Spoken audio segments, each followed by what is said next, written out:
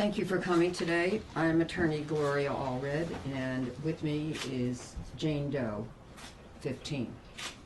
I'll be making a statement, then Jane Doe, 15, will be making her statement, and then I will take questions. She will not be taking questions. Today we filed a lawsuit in New York on behalf of Jane Doe, 15, who was only 15 years old when Jeffrey Epstein preyed upon her, trafficked her, and sexually abused her. Jane Doe, 15, is clearly a victim of child sexual abuse. She does not wish to disclose her true name. Nevertheless, she wishes to speak out about what she suffered as a result of meeting Jeffrey Epstein and those who were employed by him or were associated with him.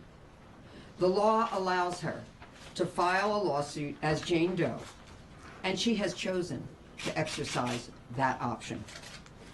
Although she wishes her legal identity to be protected, she has chosen to let her voice be heard today because she wants to speak her truth and encourage other underage victims of Jeffrey Epstein who have not yet asserted their legal rights to come forward and pursue either a civil lawsuit and or speak to law enforcement about what they have suffered if they have not already done so. Even though Jeffrey Epstein is deceased, we are still permitted to file her case against his estate, and we have filed that case this morning in New York. Her lawsuit alleges battery, assault, and intentional infliction of emotional distress. She is seeking compensatory damages and punitive damages according to proof at trial. Jane Doe, 15, has also met with law enforcement because she understands that despite Mr. Epstein's death, there is still an ongoing criminal investigation by the United States Attorney's Office for the Southern District of New York. Jane Doe, 15, wants to be sure that she has done everything within her power to provide information that she has to assist in this important investigation into those who may have knowingly assisted and conspired to sexually traffic underage girls. Although the justice system has clearly failed Epstein victims and survivors in the past, a measure of justice may still be possible for the survivors, both in the criminal and in the civil justice system. We are very proud to represent Jane Doe, 15, along with our co-counsel Marianne Wong and Daniel Molkoff of the law firm of Cuddy, Hecker, Wong in New York. Jane Doe, 15, has chosen to be brave and speak her truth today in order to help others. She has also courageously provided a victim impact statement in federal court in August 2019, when the federal judge invited victims to provide their victim impact statement after Jeffrey Epstein's death. We will do everything possible to support and protect our client and fight for the justice that she deserves in a New York court of law. And I will also provide you, and you have been provided, with the case number of her lawsuit, but we are not providing the case. However, it has been filed this morning, and it's, of course, a public document in federal court.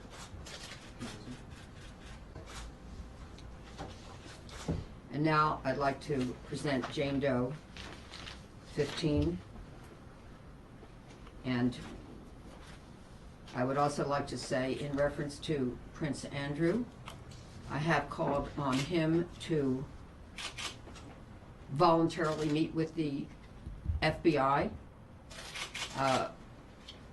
and prosecutors who are investigating this criminal case in New York, and also to provide his deposition under oath in any civil case in which his testimony may be relevant to achieving justice for the victims. And now, Jane Doe, 15.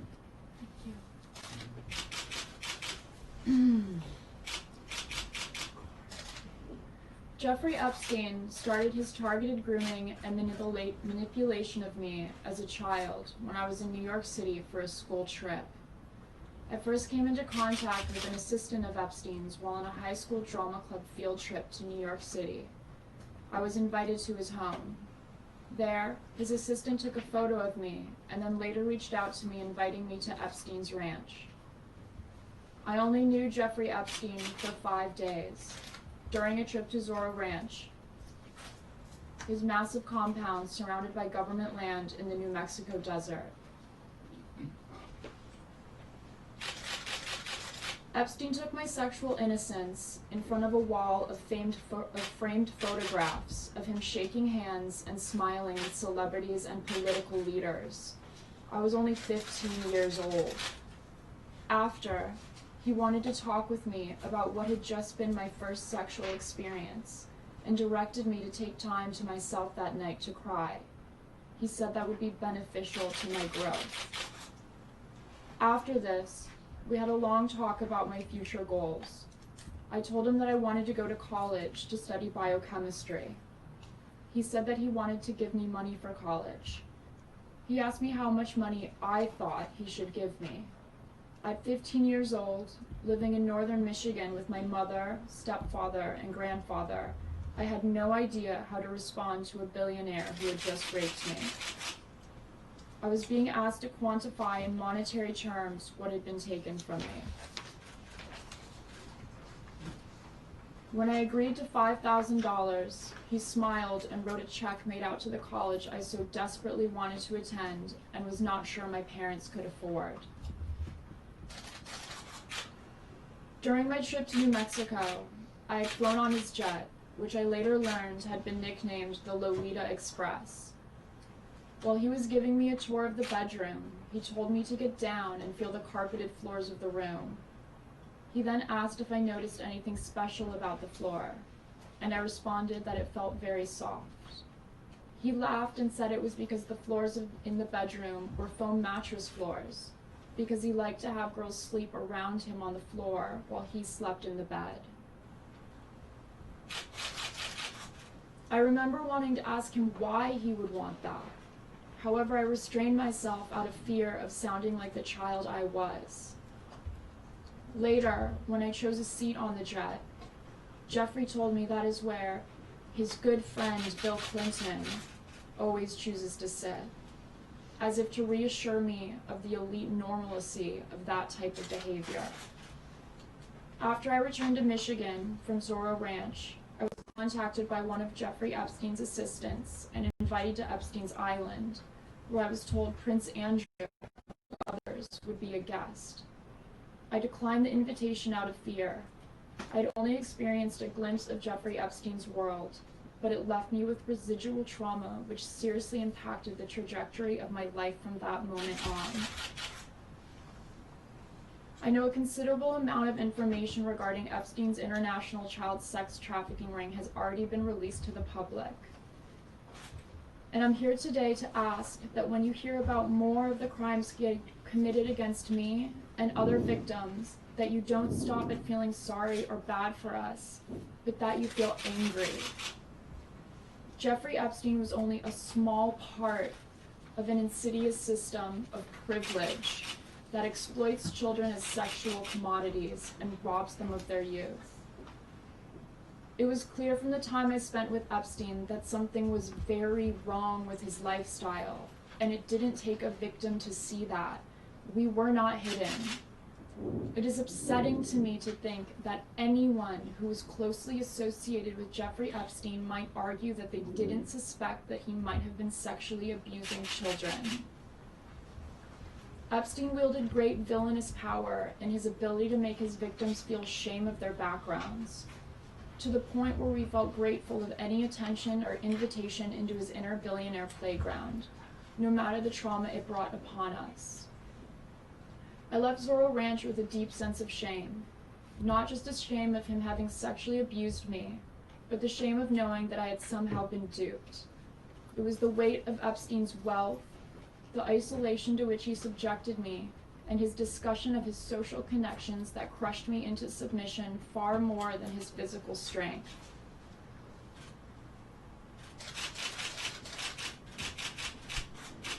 I'm here today to clarify my position in a corrupt system that I have not trusted to punish its own.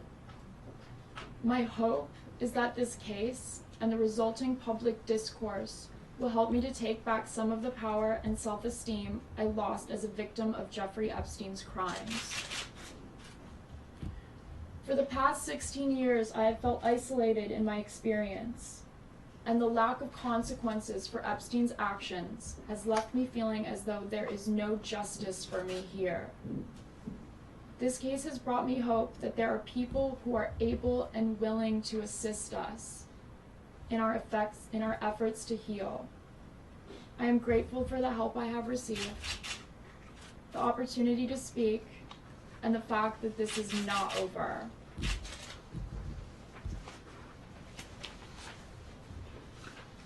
I would also like to say that I agree with Gloria that Prince Andrew and any others who are close to Epstein should come forward and give a statement under oath on what information they have. All the information pertaining to and around this case is important. Just because Epstein is dead does not mean that others around him don't deserve their day in court as well. Thanks.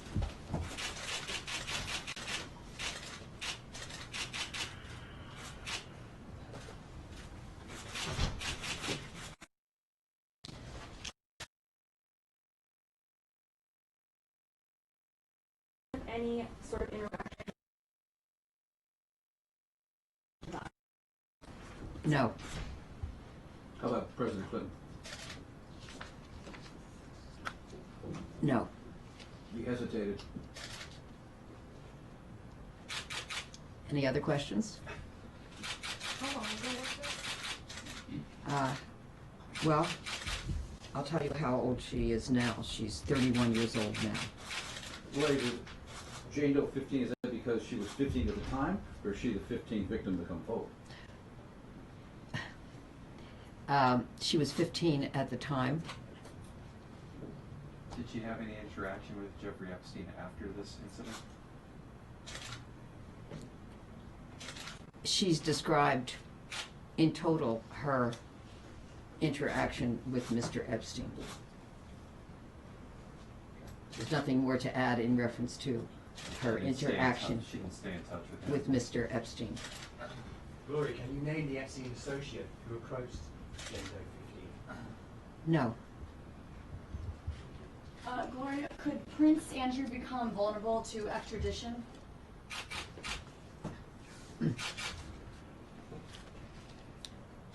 Yeah, I've called on Prince Andrew to voluntarily speak with law enforcement in the United States, that's the FBI,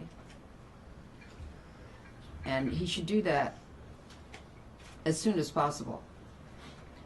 Every day where someone who has relevant information does not come forward may seem like a year to those who are victims and who are suffering. They deserve the truth.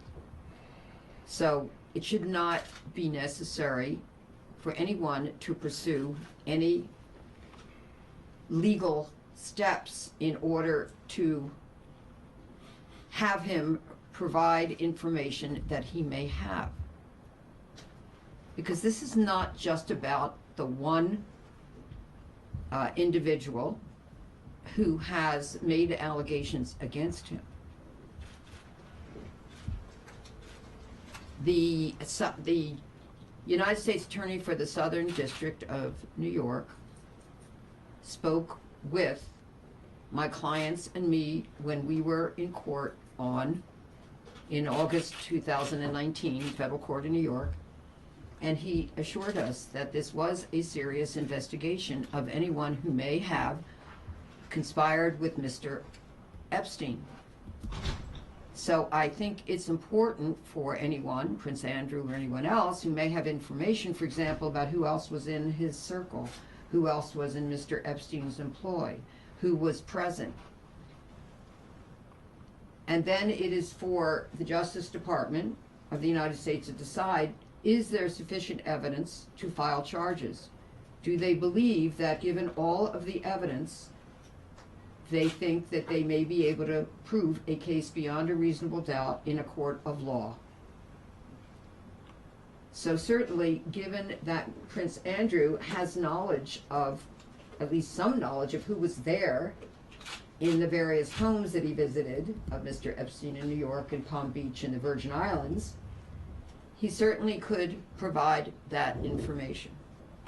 Now, of course, if he feels that somehow that it might tend to incriminate him, well, then I guess he'll not provide this information that is important to the victims because they want to know the truth, the whole truth, and nothing but the truth. But given that he appears to deny what has been alleged against him, then I think he should perhaps make these arrangements and speak to law enforcement as soon as possible. Gloria, will these, If he doesn't know how to contact them, I'm happy to provide that information to his attorneys. Gloria, will these lawsuits become, in essence... I'll just say this. So this needs to be done without excuse, without delay. And it's all within his power to do that. And it would help, I think, many of the victims, many of the survivors to know that he's willing to do that he can set the example. And perhaps others then will also come forward. Individuals who knew Ms. Maxwell and what she was doing all those years with Mr. Epstein, or anyone else in his circle. I'm not going to name who they were, but those who were there know. And again, it doesn't mean that he may have any negative information to say about anyone, but just all we want is are the facts, and that's then for the prosecutors to evaluate what he has said. Of course, he's not under oath when he does that in a criminal case, in an investigation, but of course he would have the duty to tell the truth, because lying to law enforcement is not permitted. Yes? Gloria, my question was, will these lawsuits become, in essence, a trial as though Epstein were still alive? These lawsuits will involve discovery. In other words, we will also be investigating the facts that we believe are relevant to proving our client's case. And then, of course, we'll be proving up damages. And that can be ongoing while this criminal investigation and or criminal case, if charges are filed, are taking place. So it generally takes longer to get to a trial in a civil case than it does in a criminal case. But again, this is against Mr. Epstein's estate. There is a separate process that was just announced, I believe it was on Thursday or Friday, that the estate of Mr. Epstein is seeking to be permitted in court to establish an alternate dispute resolution process. But in any event, we are going to proceed with this civil lawsuit, and that's why we filed it today. And if, as, and when it can be settled for what is fair and just for Jane Doe 15, then, you know, that'll be something that's taken into consideration. But right now, we want to know. We want to know the facts ourselves. Any other question? Do you believe then, Gloria, that based on what you've learned from Ms. Doe and elsewhere, that there is criminal culpability both either inside or outside Mr. Epstein's circle, public or private individuals? And if so, what is the nature of that culpability? So the question is, do I believe there's criminal culpability of others in reference to Mr. Epstein? And of course, prior to his death, there was a criminal complaint filed against Mr. Epstein, and it did not just include Mr. Epstein. It also included unnamed co-conspirators. So that part of it is being investigated against the co-conspirators, although obviously the case against Mr. Epstein was dismissed when we were there in August, federal court. I do not feel it's appropriate for me to weigh in and provide a conclusion as to whether I think anyone else had criminal culpability. I do think that is for the Justice Department of the United States to decide if there's sufficient evidence to bring charges, and then it is for the jury to make that determination as to whether any or one individual or more are guilty beyond a reasonable doubt. So I don't think it's appropriate for me as an officer of the court, as a lawyer, to reach that decision. I will say this, I do think that there is more than sufficient evidence to conduct a criminal investigation, and that is really important. And I also will add that it has been my experience with the investigators and the prosecutors from the Southern District who are pursuing that investigation, that they are serious, that it's very intense, that it's wide-ranging, and we'll have to see what they decide. I don't ask them for their time frame. It's not appropriate. I'm sure they'll make a decision when they feel that they have completed their investigation. At the August hearing, did Jane Doe 15 make a statement in court, or did she submit a written victim impact statement? At the August hearing, she did make a statement in court. And she read her statement as a Jane Doe. Besides Of Jane, course, no cameras were permitted in the courtroom at that time, but she was very, very brave, as were all of the other victims and survivors who read their statement or who had their attorneys read their statement for them. And so I was there with my clients, and she was one of them. Gloria, how many other victims are there that are on the record? For anyone and everyone? In this Epstein case? Oh, I don't have any information about how many victims there were of Mr. Epstein. Not every person who alleges that she was or is a victim of Mr. Epstein was present in court that day. And I believe that not all have even come forward. And the reason I say that is because just this weekend, I've received emails from 2 other people who are emailing me for the first time and who are alleging that they are victims.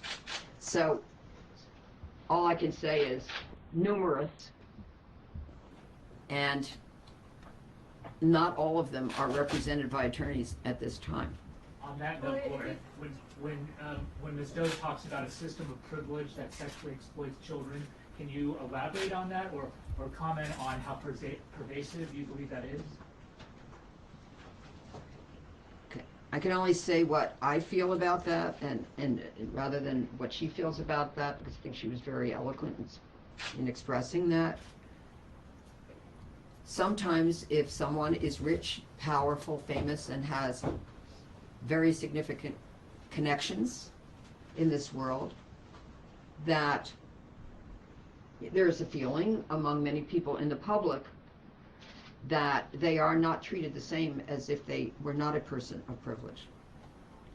And given what happened earlier in the Florida case, 2006 to 2008, certainly I can understand where the victims then did not feel they obtained justice. Not only did not feel, but there's been a federal court judge who said on the record not long ago that he didn't feel that their rights as crime victims have been complied with. They were not even informed of the deal, that he was allowed to enter the plea deal at that time, which would have been laughable were it not so serious for the victims. I mean, the idea that he got, I think, just really months in in jail, that he was allowed to leave and go to his office 12 hours a day, and more, for the crimes that he committed, because he was a sexual predator and continued to be even after his release. Is there a sense that Now, that is unlikely to have been the result for those who did not have the power and the wealth and the connections that Mr. Epstein had. How that came about, that will need to be even explained even further. If those who were involved in agreeing to that plea deal, that be offered to Mr. Epstein. There are explanations that have been offered by Mr. Acosta and others. Having said that, clearly, I think there's reason to be skeptical about why he received that, and those who were not so powerful would never have been provided with that sweet deal that Mr. Epstein had. is there a sense that these women won't truly get justice because he is dead? I'm sorry, I couldn't hear your question. Is there a sense that these women truly won't get justice because he is dead? So the question is there a sense that these women, meaning the victims, survivors, will not get justice because Mr. Epstein is deceased? Well, we're committed to helping them to win as much justice as is possible, both in the civil justice system and in the criminal justice system, should a case be filed there. And I might add, you know, all of my clients whom I represent have spoken to law enforcement, provided information they have. So we challenge Prince Andrew and anyone else who may have relevant information to do that as well.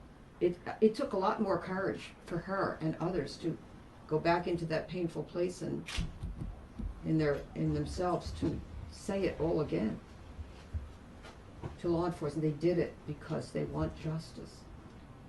So now anyone else also should provide information. That will take a little courage. It just takes sitting down with them and giving the facts. So I urge everyone else, do that for the victims. Provide whatever information you have. Don't make a judgment, well, this really probably won't help. Maybe it will.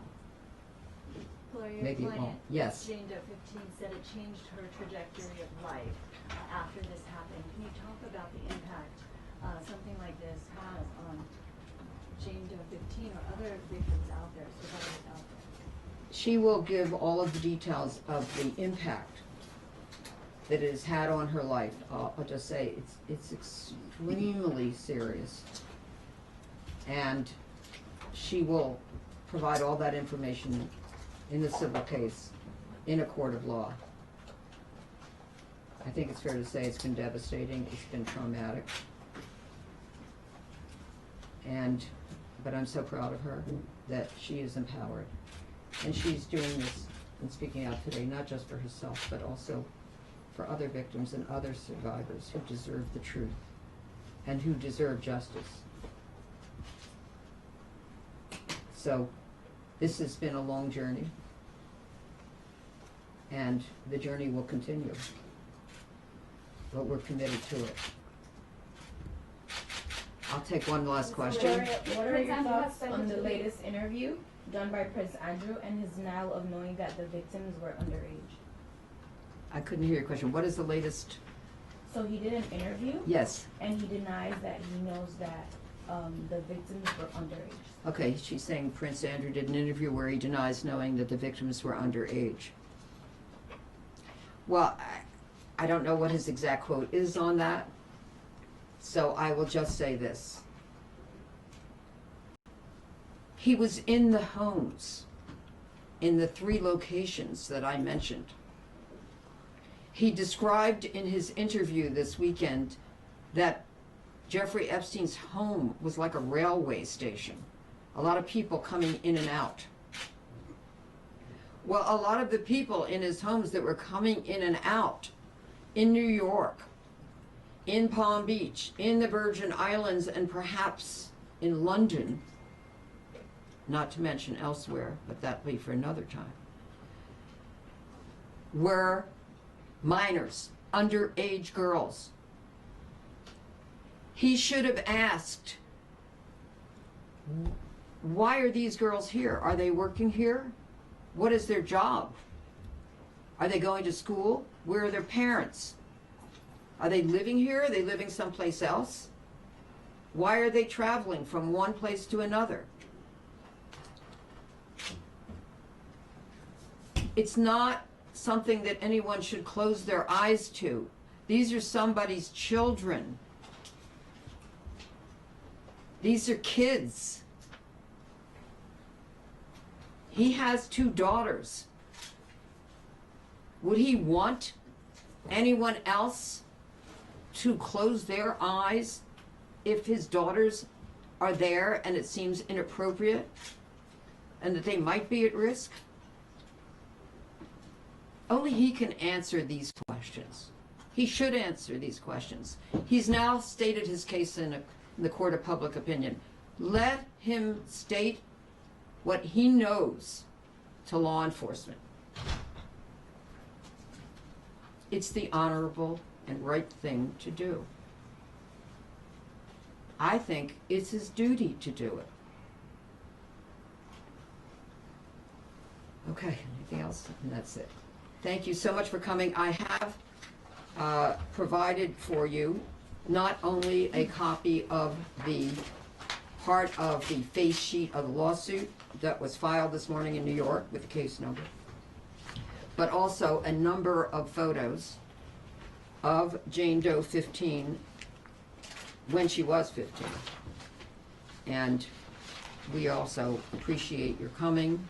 She's not planning to do any interviews, so she's made her statement today, and we thank her for that. Were any of these photos taken at any of Epstein's locations? We're just providing the photos, Thank you. and we're not able to answer that question. Thank you, though, for the question. Okay.